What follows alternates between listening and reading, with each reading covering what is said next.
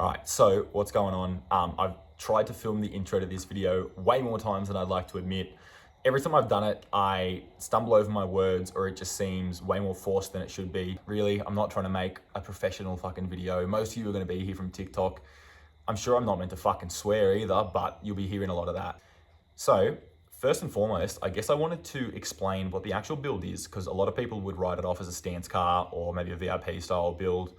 It is a little bit more than that. It's a high radius GT VIP car, I guess, if you wanted to be really specific. High radius, if you don't know what that is, as you can see, the wheel arches here are not only like way wider than they were factory, they're also raised 2 inches in the rear and 1.5 inches in the front, which kind of seems pointless until you realize at this height with 20s on it, it'd be tucking probably 2 inches of rim, which I don't mind the look of, but for the style of car I'm going for, I figured if I'm already going to be going to the effort to wide body it, I may as well go all out and commit to driving it low. It is static. It's on like BC Reds or something. At the moment, it looks like it's mini tubbed because I've got 15-inch stockies on the rear. But the actual wheels I do have for it are 20 by 15 rears, 7.5 outer, 7.5 inner, and 20 by 13.5 fronts. So the wide body that I've done is a universal thing. The flares themselves were actually made by a company called Ulterior Motives over in America. They're just like a basic mild steel thing you can buy, prefab sort of flare, because I don't know how to metal work. And I think personally, it just suits the car the best out of any option I could have done. Didn't want to go fiberglass. Fucking God forbid I did a fiberglass wide body on something I've spent this long on, because fuck that for a joke. They smashed to bits the first time I tried to turn in the front because I've had fiberglass guards. I know exactly how that goes. Also, if you're actually watching this too, thank you. That's pretty crazy that I actually have 600 subscribers already. I haven't even posted a video. I was meaning to like last week, but like I said, I did try filming this already and I just wasn't super happy with it. All right off the bat, we've got, we'll go to the front here. This is a black pearl front bar. I've got the side skirts and rear bar to match. Front mount intercooler, obviously, because the car is twin turboed. Rear mounts at that. Got an aftermarket grille. I sort of had to get some front end parts. It's a bit of a long story. And I opted for this one over the OEM grille just because I think it looks a lot more aggressive. I'm not a fan of it, how I've painted it black. Ideally, when I get the car painted, I'm going to get the whole thing done white, top to bottom, bumpers, everything back to the factory white. And then I can work out what I'm going to do with like an inlay sort of color. I'm thinking like some sort of grayish champagne, just to try and accent some bits. Maybe this front section here. I know I've seen a lot of the black pearl kits have this bit is always a different color. Usually that bit as well. But even little like accents along the lips, because it is a pretty wild looking fucking kit. Like there's a lot going on. In the bonnet, I've got just a eBay D-Max style bonnet vent that I've actually had since I was like 17. I'd say this is most of the way completed. I panel adhesive this on. Bodywork that's smooth. The front and sides are pretty close. The actual fins I needed to give a bit of love to, and obviously still spray this with a high filler of poly, get it really dead and straight. Back I still need to finish blending, but like it is on there. It's pretty solid. Like this thing is not gonna fucking move at the moment. Like that's as solid as the rest of the bonnet is. Nothing else really going on at the front. Headlights are factory, just cleaned them up a little bit. They're just covered in bog dust at the moment. Down the road, I would love to rebuild these, just have a go at doing that, because I love the look of the bug eye sort of things. They've got like 6 projectors there. Oh, it's like 3 on top, 3 below, big one for the high beams. Don't know, something crazy. Got my real sketchy bonnet pull tab at the moment. Pretty big intercooler. I need to center it a little bit more sort of thing, but I'm going to leave the mesh out of that one just to show it off a bit. Because if I'm going to the length of fucking turboing it, I want people to know it's turboed. Actually, I can even go in a bit more depth too. There's lots of little things that I'm going to know that I've done, but most people won't. So this kit I've modified pretty extensively. I deleted the actual number plate garnish. It was a big rectangle that came right through here. Continued that line through. I'd say this is most of the way done. Deleted the moldings on the kit as well. So if I can fiberglass those in, there was actually the original moldings there. And panel adhesive the lower section of the flare pieces onto to make them, you know, continue rather. Over this side, it's probably a little bit closer. It's a bit rough up the top, but you can see what I mean. I've merged this down and I've tried to actually bodywork it in to make it look like it flows with the bar. So down here, you can see I've kept the line of the actual flare coming right down. So it has this real, it's hard to explain. It's like this real swooping sort of look when it's done. And ideally with the, the real tight fitment, continue the same onto the side skirt so the arches drop right to the bottom of the car. When you see this thing side on with pretty nice fitment in the front, it's really hard to explain, but this is 90% of the reason I did the high radius. They just look insane. They look like a toy car. It almost looks like a render when you see it in photos. Moving along, I've got obviously the doors that I touched on earlier. Side skirts are offered at the moment because I'm still trying to get the doors nice and I don't really want to fuck with them too much. They're pretty close to being ready to chuck some primer on, I guess. I didn't really need to mess around with them too much as far as compared to the rest of the kit. Rear, actually, this is a bit more extensive than the front. I have made little end plates for the front to sort of hold the bumper and guard sections of the flare together. Also, sorry I'm stumbling over my words so much. I'm just like used to talking for TikToks, and it's a lot easier to talk and cut than it is to just talk. So I get out of breath pretty quick. Anyway, a bit more bog in the rear quarter. Unfortunately, lots of the reason there is bog as far back as there is because I didn't actually know what I was doing when I first did this. So I did tack it all the way along, but I still was too frequent with the tacks. Still didn't wait long enough between them. And as a result, I've warped, obviously, the long runs of sheet metal, like the fucking rear quarter, the doors. Less so this rear one. This rear one was actually pretty good. I'd sort of worked out what I was doing by the time it got around to this point because the wide body was all done over a year ago. I did this real quick in like a month before a meet, or a big show rather. The rear, you will probably never be able to grasp quite how much work it was to do and add the high radius at that, because wide bodying, it's one thing, but as soon as it comes time to do a high radius, you run into a whole array of problems you probably never thought you'd even run into in a car. Biggest one is the headlights actually have rubbed through from turning just because the car's physically so much lower than it was ever intended to be, even on a stock body sort of thing. I'd imagine it'd be much the same if you were tucking in the front, but that's pretty unachievable, especially in Australia. I'll get back to the front in a sec actually, but I'll show you what I've done in the rear, and this is why I say it's so extensive. It's pretty rough looking under here.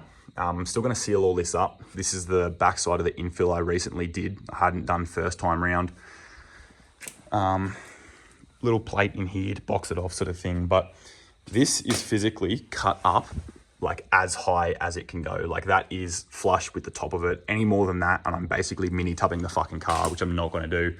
I didn't want to cut too much further because as soon as you start cutting beyond that, it becomes more of a matter of like almost structural to a point, but you're never going to get fucking the car registered again.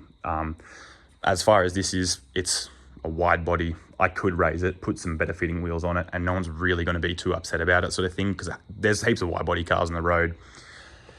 And I'll open the doors. So what I've done in here, and the infill I mentioned earlier, was a panel that ran from where this flare comes off the body, basically to where I've cut out all the way down to about here, just to box this off. When I went to status originally, this was basically just air, and you could just see straight tire through it. And as a result, I've trimmed the sort of inner seal back, because there is two seals. There's one on the actual car as well, or the outer seal. It actually had rubbed through completely up to here pretty much, just from, again, just being so high. Having the wheel so high up in the wheel arch and being so physically low. I've done an infill on the actual door panel, which is, again, why I ran into some of the warping issues on the door. Because I fucking had too much heat in it. I had to smack the door around to try and seal the inner skin behind this, because this is obviously just the pretty looking part. I need to get around to that. It's kind of done, not super close, but yeah, I did have to cut underneath. I'd say probably here all the way down and into the door. The original door probably did end not far off where this flare piece is, but again, it's cut up so fucking high just to get the clearance, because it's one thing to wide body the car and sort of half-arse it and have a car that scrubs and whatever. But when you're driving on the highway, this thing really does not rub. You hit a big fucking bump and it'll bottom out a little bit on the actual top of the wheel arch. Doesn't rub on the outside, doesn't rub anywhere else. It's going to cause issues. The front, you can even get a decent amount of lock-in still. I do want to try and change that, like I said, with the intercooler piping to try max out my lock. At best, I think I'm going to get about 3/4 of what I had originally, because the fronts are going to be 20 by 13 and a halves and 20 by 15s in the rear. So I'm going to have some issues with that. But for what it's worth, if I can get even more than half lock with that sort of specs, I'm going to be pretty happy. Moving further back, currently got the rear bar off because I was trying to work out how I'm going to mount this properly. I've got the original sort of mounting points, but the fiberglass on the kit where it was meant to mount didn't quite line up. I'm not surprised. Fiberglass kits don't seem to have the best reputation. Got these pretty wild looking tips. I'll actually show you from the side before I go under the car. If you didn't already know, it's twin turboed. So you can see the little wastegate section off the bottom there is just literally a dump at this point. I got these tips done basically in an afternoon by my mate. We tried to get it tuned that night because it was running out of rego that night, and I didn't really feel like taking 20 minutes to get it on a trailer, taking it 5 minutes down the road, putting it back on, and then doing it again when I got home. So move this shit out of the way. Pretty wild. I'll lift the car up so you can actually get a better look underneath, but intercooler piping is running straight under the control arms. Actually, I'll just lift it up now. I'll show you the back. Pretty basic stuff back here. I do want to mold some sort of wing, but I think time's a bit limited here. And I'm not sure if I'd be super set on it because the boot's going to be opening and closing and slamming it down with some bodywork in it. Fuck, I don't know how it's going to go. Rio is fucking polished. I got bored one day, took it off. I was taking it off for something else, but I just polished it while it was off. It's not the best looking job, but it's kind of funny if I have the rear bar off. A bit more on these tips. So, like I said, my mate did them. When it's done, it's going to be like triple teardrops, I guess. So two 3.5 inch teardrops, and I think it's a 2.25 inch or a 2 inch section in the middle. Just a smaller sort of teardrop. They're going to sit flush along the top. Something different, and it's actually going to be serving some sort of purpose. It's going to be the wastegate outlet.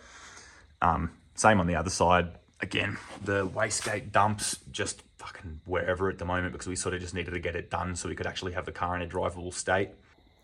I actually won't lift it up because the extension cord for the hoist is currently under another car and I really can't be fucked to move it. I'll just tell you what's underneath from the side. You can see most of it anyway. I can actually show you most of it. So I've got some basic sort of heat wrap up here, these frame mounts for the turbos just to try and take out all the fucking heat flexing it's really going to have. They're just twin T25s. Pretty sure if they're off like an S13 or something. Dad just had them laying around sort of thing, and it was a real rash decision to turbo it. I just sort of found an intercooler and I was like, yep, fuck it, let's go. All Aeroflow fittings, braided line and stuff. Try to keep them all silver. I do want to make a panel for this to try and make my life a bit easier when I do inevitably scrape, because the first time we tried to load it onto a trailer, I gave this fitting a bit of a tune-up. Plenty of room for like, I don't know, growth later on if I ever wanted to. I could fit some bigger turbos in here, go external wastegates rather than the internal ones. Obviously my mate's going to be real pleased about having to redo his super pretty exhausts if I do that, but it won't be for a while. Like I said, the intercooler piping runs straight under the control arm. Both sides, I try to mirror it as well as I could, but it is a little bit different left to right. They basically just run through there, meet up in a collector over the 2-into-1 for the exhaust, then go into a single 2.5 inch pipe right up through under the cross member. And yes, I did have just as hard of a time as you're probably thinking right now doing it all. Did the entire turbo install, minus a couple pointers obviously, because I've never done one before myself, and the exhaust side of it was a fucking nightmare, and I think I got into a couple of arguments over it. But I got there in the end and it all works, minus the very frontmost silicon join, where the hose clamp actually lodged itself in the silicon when I was backing off the dyno, I'm pretty sure. It's pretty strange looking. I'll put a photo in maybe, but it's not very noteworthy. All I'm going to do is make some sort of aluminium bash plate, I guess much the same you'd see under a sump on a 4B or something. And my mate said, get some titanium rods, make some provisions for those, so they're basically a wear item, and then I can have cool white sparks when it does scrape. If you made it this far, thanks for watching. Let me know what you thought of the video and my car, I guess. I'm not going to say fucking comment, like, subscribe, because fuck that shit for a joke.